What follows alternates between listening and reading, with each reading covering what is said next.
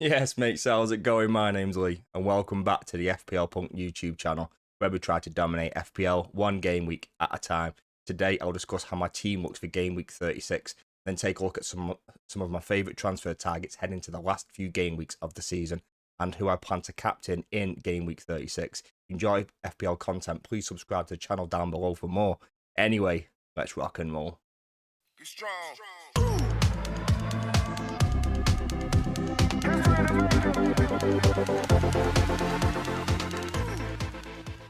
Right, mates, first up, we've got the goalkeeper and the defence. I'm currently opting for double Arsenal defence away to Liverpool, so David Raya in goal. However, I do think West Ham away to Man United with Areola isn't a bad fixture as well.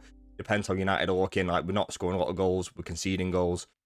Could be one of those where Areola might be the play, and I might even play Dan Burn ahead of Kivior as well, who's got Chelsea at home. Like, I don't mind either of those players to come in and play and replace either one of those. I just think Arsenal's such a good defence. Liverpool have already won the league. Are they going to rotate? Are they going to be they might foot off the gas and kind of not go for 100%? So that might be something I go for. I still don't mind Arsenal assets. I still don't mind Arsenal defence. They've got Newcastle at home after this and Southampton away in game week 38, which I really like. So I'll be keeping both of these. Like, I don't see the point in making too many changes in the goalkeeping defensive areas. I think the only one you could probably go for, if you don't already own him, is Guardiola because of that attacking threat. However, he is playing more central, and Nico O'Reilly is playing more left back. O'Reilly might be the one to go for. He had a couple of chances last night against Wolves, so he might be the one to kind of look at. However, I'm not convinced of his minutes, so it just feels a little bit risky for me, to be honest. Guardiola's still a beast. Southampton away in 36 and Bournemouth at home, Fulham away after that. Still really like him as an option. Still think he's an absolute beast. I've got no issues. I've got no issues with this one, and I'll just be keeping him for the next few game weeks of the season. Last but not least, we've got Daniel Munoz from Crystal Palace, 5.3 million, 20.8% owned, really cheap, decent ownership as well. Spurs away, great fixture. I think it's a case of target the relegated teams, target Man United, target Spurs. And that's the way I'm kind of looking at it right now, to be honest. I know I've got Ismail Assar on the bench, but I just think my midfield and my attack is so stacked that I don't really know if I can fit him in. But I think if you can fit in a Crystal Palace attacker, I'd definitely start them against Spurs if you can. Wolves at home, Liverpool away. Yeah, the Liverpool away game isn't great, but we can kind of deal with that once it comes to it, because I will have Guardiola away to Fulham, Kivior away to Southampton. I think Dan Burn's got a decent fixture. I think he's got Everton in there as well, so I don't mind playing any of those. But I think Munoz is so attacking that he can return in any game. So overall, pretty happy with my defence this week. I think the Liverpool away fixture probably harder on paper. I think it's probably a better game than it probably seems. I think if it was a pressure situation where Liverpool had to win, I'd be more wary about this. But I still think I've got a couple of options on the bench with Areola and Dan Burn to come in. That I think could easily come in and replace either one of these. First up in the midfield, we've got Brian Mbeumo, and I decided to go Saka to Mbeumo this week. And you can see I've also got Jared Bowen there as well. I went Jacob Murphy to Jared Bowen. I also took a -4, but that was in my forward line. And Mbeumo is just a beast. His price has gone up last night to 8.2. I'm on 40% owned so far, so his ownership's just forever going up. Ipswich away, great fixture. His last few games of this season are just really good. That's the reason why I bought him for game week 35 where they're playing Man United. Spurs away, Fulham at home, Wolves away after that. Really like him on penalties. He's been a little bit hit and miss with his kind of returns recently. He did get that massive return against Brighton where he got something like 18 points. Blanked in game week 34.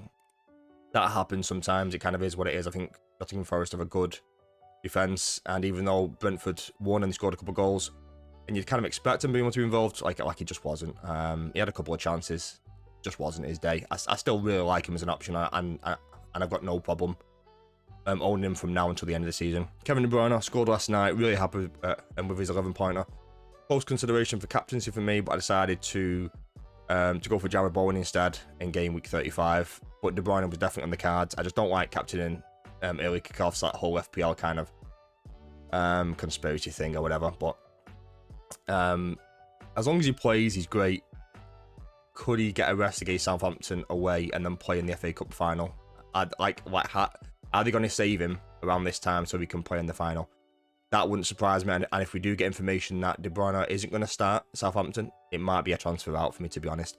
I have still got Ismail Assar, so I could just bring Sarr in for De Bruyne, keep him on the bench for that Bournemouth and Fulham game. I think Fulham in particular have been a bit like very hit and miss. Like sometimes they look unbelievable, and then other times they just look so flat. So I could easily keep him for that game week 38 Fulham game, because I think he will play his last home game against Bournemouth, and I think he will play his last game in the Premier League away to Fulham. Jared Bournemouth, I just really like him.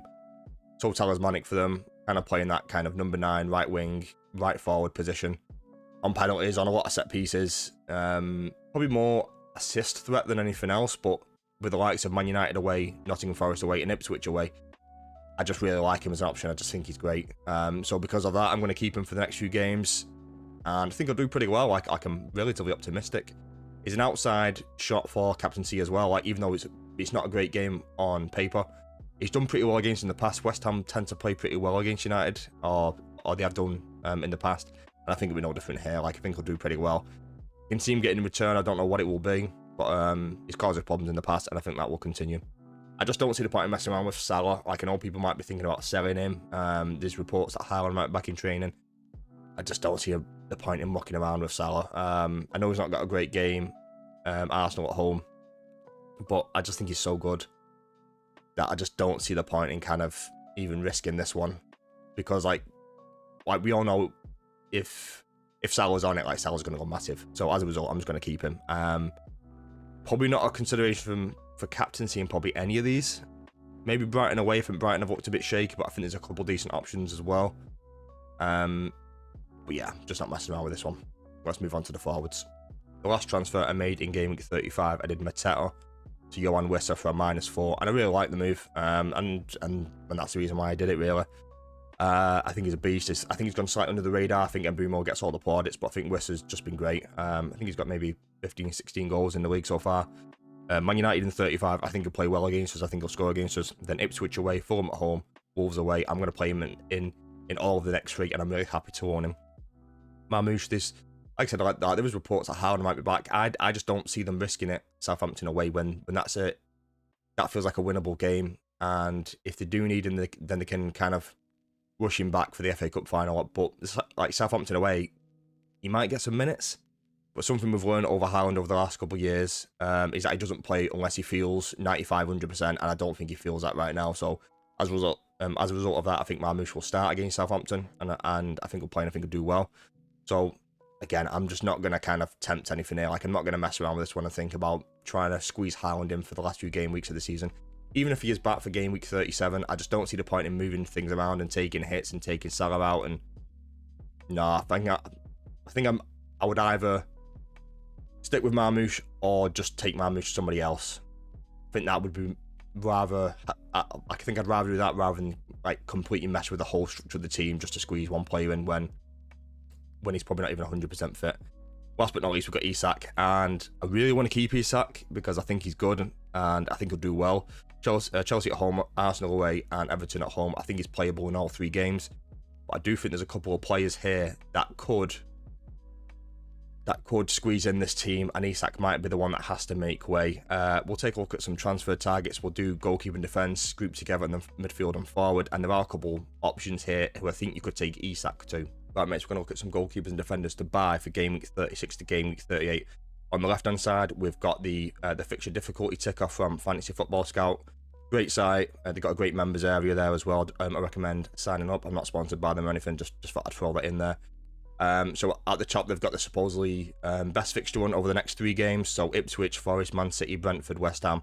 Then down at the bottom, we've got Brighton, Crystal Palace, Southampton, Liverpool.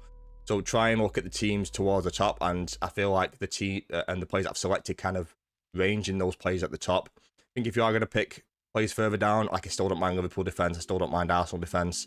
Obviously, they've just got tough games on paper, so that's the reason why they are a little bit lower down. I think if you are looking for a goalkeeper, I think Sells is hard to look past, who have got Leicester at home, West Ham away, and then Chelsea at home over the next 3. I probably won't look at Man City goalkeepers with Ortega and Edison. Like, we don't really know who's going to play. It's kind of like a toss-up between the two. However, I think if you don't own Guardiola, I think like he's the one who you could definitely bring in. I think regardless of where he plays, I like him as a central defender because he's good for bonus, but he's just so attacking when he plays left back that he can get involved. However, I do think he might play more centrally over the next 3. As a result, that does impact his attacking returns. but I still like him as an option because they are still good defence. They're putting up a decent run here now. They've won quite a few games in a row, and they could easily win the next 3 and end the season really strongly, ready for next season. I still think the Forest defence is good. Milinkovic, Williams, Ola Aina, Murillo, all still really good. All still decently priced as well at this point of the season. So I think if you want any of those, like, I don't mind those at all. And then just kind of throw someone else out there. I think Wan-Bissaka's been great for West Ham over the last few games. He's got a Man United away in Game Week 36 where he's got a point to prove. Team that sold him, got to come back, bit of like a revenge thing. This isn't the Wan-Bissaka that we saw under United. Like, he actually looks good on and off the ball. So don't know what's happened there. The Forest at home in Game Week 37, like, it's not a great fixture, but they are playing at home, and then Ipswich away in Game Week 38 is another great fixture there as well. But I think if you wanted to look at Everton defence, I think Pickford's still pretty good. Jake O'Brien, I see a lot of people going for. And Mikolenko is still decent there as well. As like an outside shot, like an outside chance one, I still don't mind Nora, who've got Brighton at home, Crystal Palace away, Brentford at home over the next 3. Still don't mind that, to be honest with you. Like if you wanted to take a bit of a punt on someone. Someone that is really attacking there as well. He actually looked decent against Man City last night as well. So I think you could easily go for someone like an Nora. I think if you're on wild card, like, he might be someone that I'd maybe take a bit of a chance on. But yeah, they're the players, or they're the types of teams and defenses I'd be looking at taking, and I'd be looking of thinking bringing in for Game Week 36 to 38. Let's move on to the midfielders and the forwards. Alright, mate, same again for the midfielders and the forwards. I've got the fixture ticker on the left-hand side. So Forest, I've supposedly got the best fixtures, followed by Ipswich, Man City, Bournemouth, Brentford, Everton, Wolves, then right down the bottom, Southampton, Newcastle, and Liverpool. So I've just picked a few players out, and they all kind of range towards the top half of the fixture ticker. So I still think Mbeumo's the best for a few reasons. Great fixtures: Ipswich away, Fulham at home, Wolves away over the next 3. On penalties, playing really well. I think they're probably a better home team than away team, but I still think he's great because I think his 2 away games are pretty good. So I do really like him as an option. I think if you don't own him, I'd be maybe trying to think about how you can squeeze him in. For his price range of 8.2, I think he's very easily affordable, and you can move a lot of things around to be able to afford him. Next up, we've got Ollie Watkins, who is like the main competitor and threat to Isak's position in my team, and I nearly did the move to bring Watkins in for Game Week 35. However, I did go for Wissam instead. He's got 3 good games in between now and the end of the season, where he's got Bournemouth away, Spurs at home, great fixture, Man United away, great fixture. Probably not on penalties, which is like one of the big downsides to him. But a few of the forwards on this list aren't on penalties. I just like him, mate. Like, he leads the line really well. His record in the last few games has been pretty good. Like, he started the season quite slowly, but I feel like he's picking up a little bit more now, and he's getting returns in his last few games, with Rashford being injured, with Essentials minutes kind of being a bit up in the air. Like, he might even be on penalties as well. So I think Watkins is very high on the radar. I think if I didn't bring him in for Game Week 36, for me it's almost nailed that I will bring him in for Game Week 37. Or it kind of remains to be seen what the fixtures kind of do. Like, I know FPL have said that there's going to be no more doubles and blanks. But Aston Villa did put a weird statement out saying like about fixture rearrangements and things like that. So just look out for some news, because it wouldn't surprise me like if they did move some things around. Like, even though they've already said that, like, because FPL kind of do what they want anyway. Next up is Johan Wissa. I've already got him in my team. I think he's great. 6.6 million. Really affordable. Going under the radar. I think if you've already got Mbeumo, doubling up to Wissa as well is just a great option. I think if you wanted to kind of triple up on the Brentford attack, I still don't mind Damsgaard. I actually don't know his injury status, so like if anyone can leave a comment down below to say like if he is injured or not. Sharda scored the other day. I still think he's really good when he gets minutes. Defender-wise, I don't like too many of them. Vandenberg's really cheap. Pinnock gets the odd goal from set pieces. Flecken got the assist recently. I don't really like either of those, so I think if you are going to go Brentford, it's probably more attack than it is defence. Evan Nilsson's up next, and he got his red card rescinded. I still thought it was a red card in real time. I know people say he slipped, but like if you talk about slips and accidents and the player didn't mean to in terms of red cards and penalties, well, there'd been nothing really. So yeah, he slipped. It's unfortunate, but it was still high. He still could have seriously injured Mazraoui. For me, like, it was still a red card. I wouldn't have rescinded it. I think he's lucky to get it rescinded, to be honest with you. And people will, will say should have been rescinded or not. That's your opinion, and this is mine, and I don't really care. Do you know what I mean? So, I still think he's a beast. I think he presses so well from the front. He links up really well with his teammates. Like we saw, it might have been the goal against United actually, where he kind of lays it off to Semenyo. Just really good awareness of kind of the position on the pitch and his teammates, and just kind of flicking things around corners and just laying it off for his teammates. Not just a goal threat.